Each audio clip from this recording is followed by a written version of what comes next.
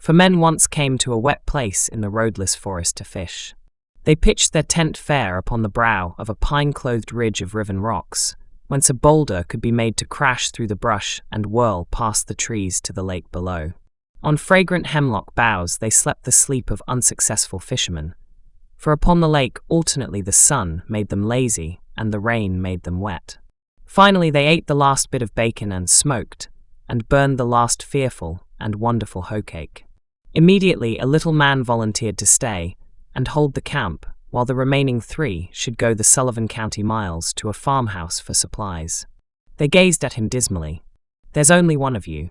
The devil make a twin," they said in parting malediction, and disappeared down the hill in the known direction of a distant cabin.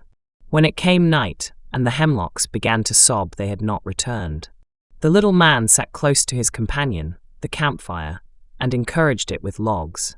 He puffed fiercely at a heavy-built briar, and regarded 1,000 shadows which were about to assault him. Suddenly he heard the approach of the unknown, crackling the twigs and rustling the dead leaves.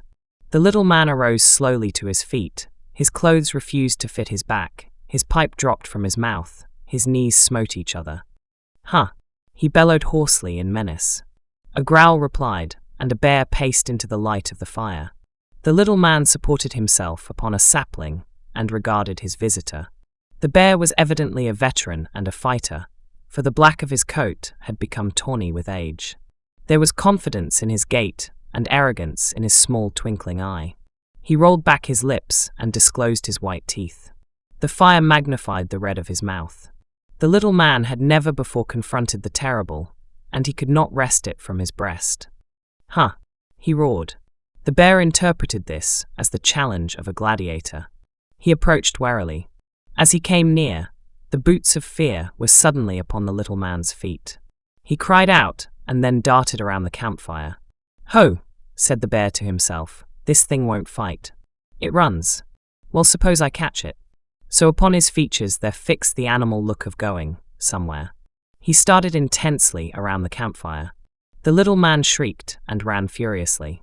Twice around they went. The hand of heaven sometimes falls heavily upon the righteous. The bear gained. In desperation, the little man flew into the tent. The bear stopped and sniffed at the entrance. He scented the scent of many men. Finally he ventured in. The little man crouched in a distant corner. The bear advanced, creeping, his blood burning, his hair erect, his jowls dripping. The little man yelled and rustled clumsily under the flap at the end of the tent. The bear snarled awfully and made a jump and a grab at his disappearing game. The little man, now without the tent, felt a tremendous paw grab his coat tails. He squirmed and wriggled out of his coat like a schoolboy in the hands of an avenger. The bear bowled triumphantly and jerked the coat into the tent and took 2 bites, a punch and a hug before he discovered his man was not in it. Then he grew not very angry, for a bear on a spree is not a black-haired pirate. He is merely a hoodlum. He lay down on his back, took the coat on his 4 paws, and began to play uproariously with it. The most appalling, blood-curdling whoops and yells came to where the little man was crying in a treetop and froze his blood. He moaned a little speech meant for a prayer and clung convulsively to the bending branches. He gazed with tearful wistfulness at where his comrade, the campfire, was giving dying flickers and crackles.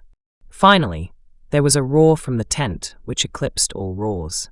A snarl which it seemed would shake the stolid silence of the mountain and cause it to shrug its granite shoulders. The little man quaked and shriveled to a grip and a pair of eyes. In the glow of the embers, he saw the white tent quiver and fall with a crash.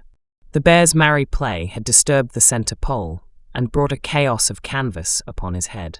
Now the little man became the witness of a mighty scene. The tent began to flounder. It took flopping strides in the direction of the lake.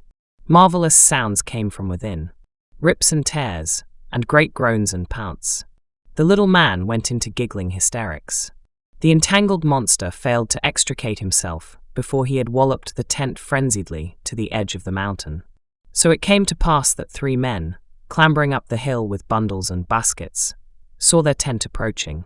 It seemed to them like a white-robed phantom pursued by hornets. Its moans riffled the hemlock twigs. The three men dropped their bundles and scurried to one side, their eyes gleaming with fear. The canvas avalanche swept past them. They leaned, faint and dumb, against trees and listened, their blood stagnant.